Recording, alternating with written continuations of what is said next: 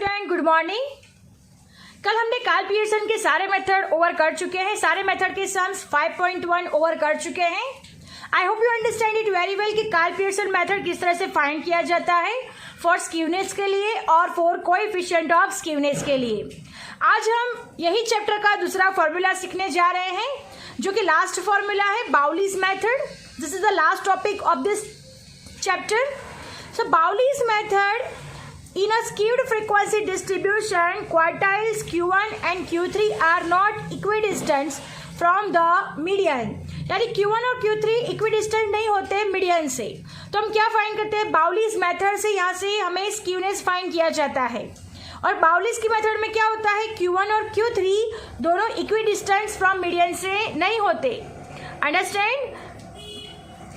It is obtained by taking the difference of distance of Q3 from median and median from Q3। उसको कैसे obtain किया जाता है? तो Q3 से मीडियन तक का डिफरेंस देखना है और मीडियन से Q1 तक का डिफरेंस देखना है। सो हमें स्क्यूनेस का फॉर्मूला यहाँ पे लिखा गया है Q3 माइनस एम, बिकॉज यहाँ पे लिखा हुआ है कि Q3 से फ्रॉम मीडियन यानी Q3 minus M minus median से Q1 यानी मीडियन माइनस Q1।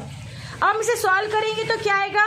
Q3 का Q3 minus minus plus Q1 हो जाएगा, minus minus plus m plus m 2m हो जाएगा, यानी Q3 plus Q1 minus 2m।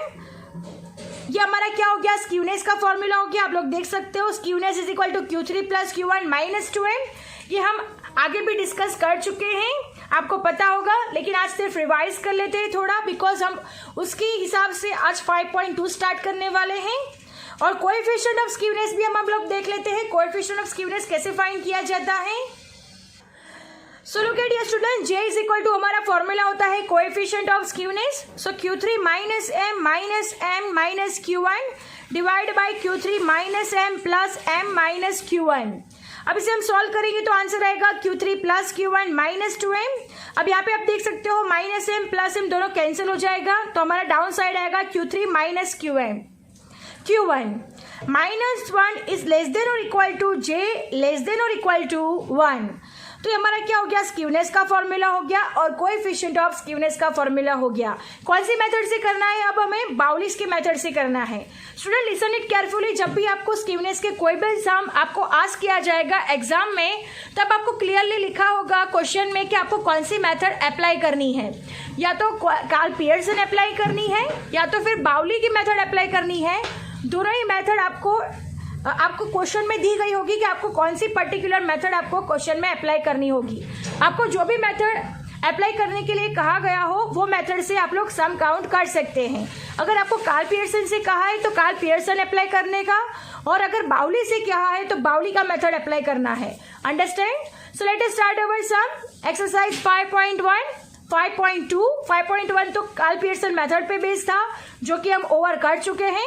आज हम बाउलीज के मेथड के रिलेटेड एक्सरसाइज करने वाले हैं। सो बाउलीज के मेथड का रिलेटेड एक्सरसाइज है 5.2। So let us start exercise 5.2 sum number 1। Let us start our exercise 5.2 sum number 1। From the following frequency distribution of different youngsters exercising in a gymnasium, find coefficient of skewness by Bowley's method and state the type of skewness। यहाँ पे क्या find करना है? बाउलीज की method से skewness find करनी है और कोएफिशिएंट ऑफ स्क्यूनेस भी फाइंड करना है, और हमें स्टेट करना है टाइप ऑफ स्क्यूनेस, यानी जो आंसर आएगा वो नेगेटिवली स्क्यूड है या पॉजिटिवली स्क्यूड है, ये हमें डिसाइड करना है। यहाँ पे एज दिया गया है, नंबर ऑफ यंगस्टर्स दिए गए हैं। अब लुक एट डियर स्टूडेंट्स, 25, 17, 20, 18, 26, 22, 28, 23, तो ये सब रैंडमली एजेस है। तो सबसे पहले हम एजेस को असेंडिंग ऑर्डर में कन्वर्ट कर देंगे। असेंडिंग ऑर्डर में कन्वर्ट करेंगे तो सबसे पहले कौन सी एज आएगी? तो 17 नंबर पे फर्स्ट आएगा, फिर सेकंड नंबर पे कौन सा आएगा? तो 18 नंबर पे सेकंड आएगा। देन थर्ड नंबर पे कौन सा आएगा? तो आप लोग देख सकते हो थर्ड नंबर पे कौन सी एज है? तो 20 थर्ड नंबर पे आएगा। देन फोर्थ नंबर पे कौन सा आएगा? तो 20 के बाद 21 और 22 यानी फोर्थ नंबर पे 22 आएगा। देन फिफ्थ नंबर पे आएगा 23, देन 25 नंबर आएगा, सिक्स नंबर पे आएगा। देन 26 नंबर पे 7 नंबर आएगा और 28 नंबर पे आएगा नंबर 8। अंडरस्टैंड? हमने इसे असेंडिंग ऑर्डर में अरेंज कर दिया है। अब उसकी फ्रीक्वेंसी भी उसके साथ ही लिखेंगे, तो 17 और 4 साथ में लिखेंगे, 18 और 11 साथ में लिखेंगे, राइट? इस तरह से जिस तरह से हम लोगों ने इसको सिलेक्ट किया है उसी तरह से हम इसको अरेंज कर देंगे। और फिर उसके बाद हमें क्या फाइंड करना है, आप लोग ध्यान से सुनना कि जब भी हम बाउलिस का मेथड फाइंड करेंगे तो हमें कौन कौन से रिलेटिव मेजर फाइंड करने होंगे। तो मेजर्स में हम लोग को फाइंड करना होगा सबसे पहले Q3, फिर फाइंड करना होगा Q1 या Q3, कोई भी रेंज ऑर्डर में फाइंड कर सकते हो आप। Q3, Q1 और मीडियन, ये तीनों हमें फाइंड करने होंगे। Q1, Q3 और मीडियन, ये तीनों को मिला के हम लोग बाउलिस के मेथड से स्क्यूनेस और कोएफिशिएंट ऑफ स्क्यूनेस फाइंड करेंगे। Now look at your student, age in years according to the question 17, 18, 20, 22, 23, 25, 26, 28 हमने अकॉर्डिंग टू क्वेश्चन लिखा हुआ है जिसे हमने असेंडिंग ऑर्डर में अरेंज कर दिया था। अब हम नंबर ऑफ फ्रीक्वेंसी यानी फ्रीक्वेंसी लिखेंगे। तो 17 के सामने 4 जो कि हमने क्वेश्चन में से देख के लिखी हुई है, 4, 11 आप लोग भी चेक कर सकते हो, 11, 19, 9, 8, 22, 7 एंड लास्ट वन है 3। अब यहाँ पे टोटल लिख देंगे, total n is equal to हमारे पास हो जाएगा 83। अब हमें एक ही कॉलम बाउलिस के मेथड में फाइंड करना होता है, बिकॉज हमें यहाँ पे क्या क्या फाइंड करना है। तो सबसे पहले Q1 फाइंड करना है, फिर Q3 फाइंड करना है और लास्ट में मीडियन हमें फाइंड करना है। तो हमें Q1, Q3 और मीडियन तीनों CF से मिलेंगे। सो हम नेक्स्ट कॉलम बना रहे हैं हम लोग CF, क्यूमुलेटिव फ्रीक्वेंसी। सो अब CF कैसे फाइंड करेंगे, तो हमें पता है 4 प्लस 11 15 प्लस 19 34। नेक्स्ट है 34 प्लस 9 होगा हमारे पास 43 प्लस 8 आंसर आएगा 51 प्लस 22 आंसर आएगा 73 प्लस 7 आंसर आएगा 80 और 80 प्लस 3 आंसर आएगा 83। तो हमने CF यहाँ पे फाइंड कर दिया है। अब हमें क्या फाइंड करना है, Q1, Q3 और N तीनों दिन के फॉर्मूलाज में मालूम है, जैसे हम चैप्टर नंबर 4 में काउंट किया करते थे, सेम उस तरह की से ही हम लोग फाइंड करेंगे। और ये हमारा डेटा कौन सा है, तो ये हमारा डेटा है उस तरीके से डिस्क्रीट डेटा दिया गया है, तो डिस्क्रीट तरीके से हमारे को फॉर्मूला यहाँ पे यूज होगा Q1 is equal to n+1 divide by 4th observation, because ये डिस्क्रीट डेटा है। नाउ लुक एट ये student, what we have to find first Q1, quartile 1 पहले फाइंड करना है। तो Q1 का फॉर्मूला हमारे पास n+1 divide by 4th observation, n+1 यानी 83 plus 1 divide by 4th observation,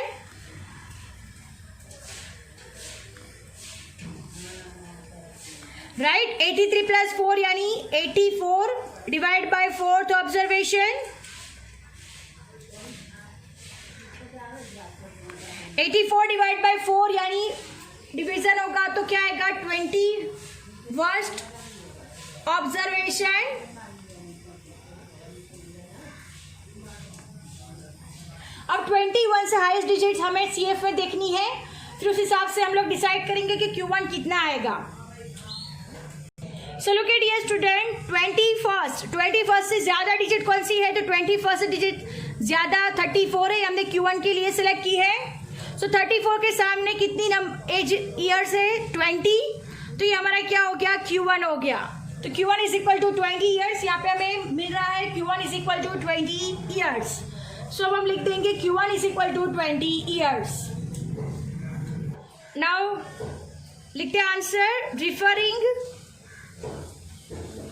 referring to column CF,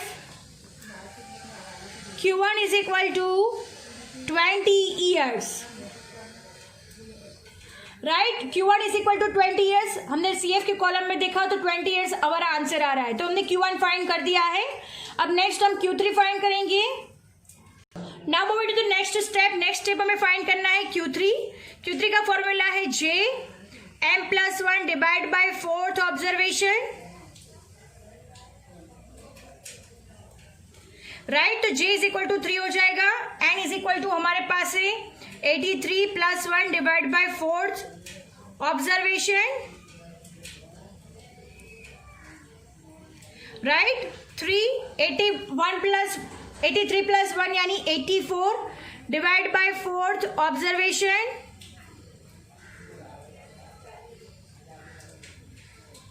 तो 3 × 21 ऑब्जर्वेशन,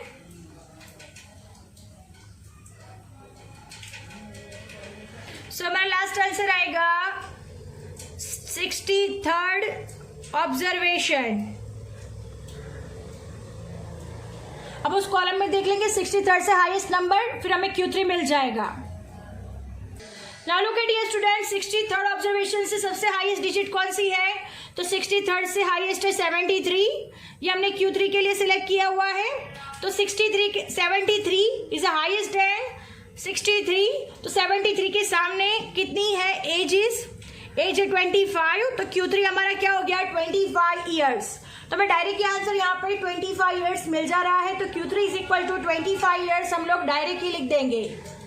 अब आंसर लिखेंगे हम referring to CF column, referring to CF column answer आएगा Q3 is equal to answer आएगा 25 years. Understand, तो हमने Q1 Q3 दोनों मिल चुका है। अब नेक्स्ट हमें मीडियन फाइंड करना है, हमें मीडियन। तो मीडियन का फॉर्मूला है हमारे पास, median is equal to m+1 divide by 2 observation, right. n+1 divide by 2 observation. अब हम n is equal to 83 + 1 divide by 2 observation, so 83 + 1 यानी 84 डिवाइड बाय 2 ऑब्जर्वेशन, तो हमारा लास्ट आंसर आएगा 42 ऑब्जर्वेशन। अब इस टेबल में 42 को देखेंगे, 42 से हाईएस्ट डिजिट देखेंगे, तो हमारा मीडियन भी वहीं से मिल जाएगा।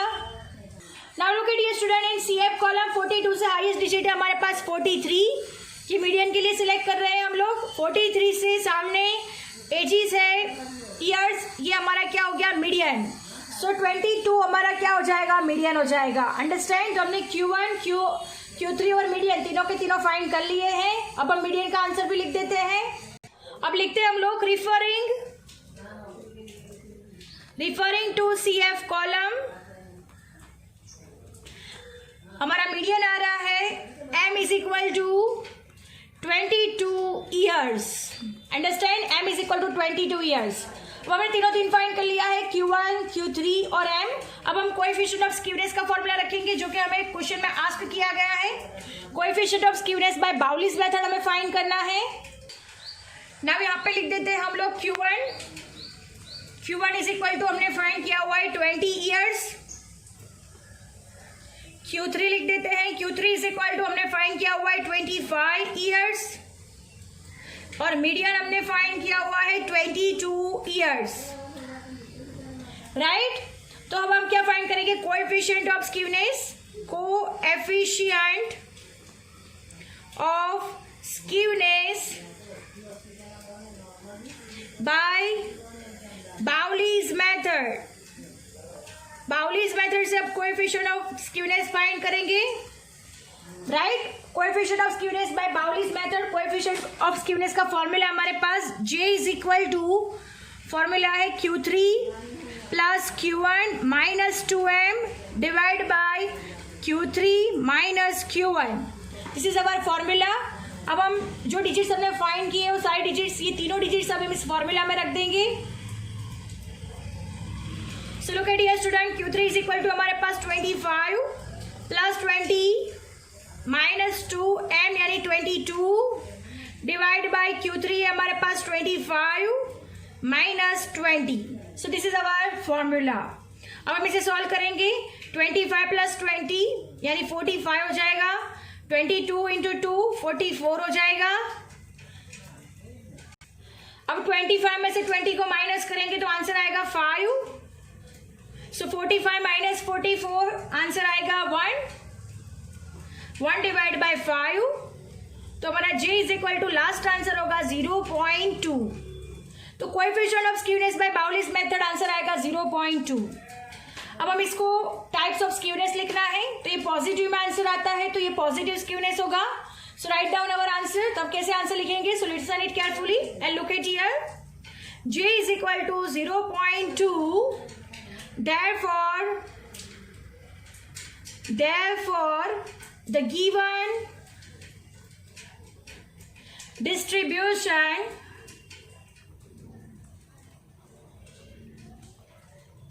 is positively skewed. यानी जो गिवन डिस्ट्रीब्यूशन है वो कैसा है? पॉजिटिवली स्क्यूड फ्रीक्वेंसी डिस्ट्रीब्यूशन है. So student, our sum is over here. I hope you understand it very well. Thank you students. आपको समझ में आ गया होगा कि कैसे काउंट किया जाता है. Thank you students.